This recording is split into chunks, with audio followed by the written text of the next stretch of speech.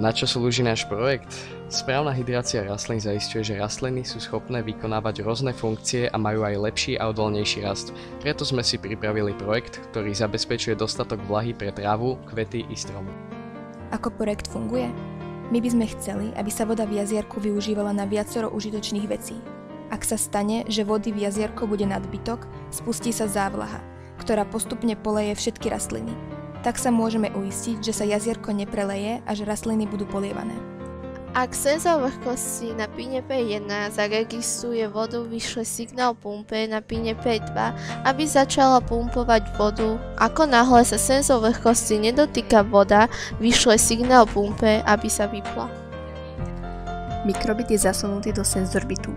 Na pin P1 senzorbitu je pripojený senzor vlhkosti, ktorý sme využili ako senzor hladiny vody. Relé je pripojené na pin P2 a spína vodnú pumpu. Vodná pumpa má čierny káblik pripojený na ľubovoľný čierny pin senzorbitu. Červený káblik ide cez relé na ľubovoľný červený pin senzorbitu. Relé teda rozhoduje o tom, či cez červený káblik pôjde do vodnej pumpy prúd. Celý projekt funguje vďaka senzoru vlhkosti, ktorý je prilepený o stenu jazera.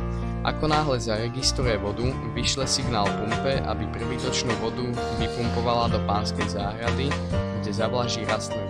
Ako náhle prebytočnú vodu vypumpuje, pumpa sa automaticky vypne. Takýmto spôsobom môžeme mať automatické zavlažovanie v každom parku na Slovensku. Samozrejme by pumpa musela mať aspoň 1,5 m, aby dokázala odčerpať toľko vody.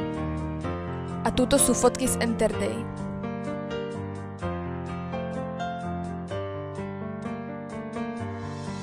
Thank you.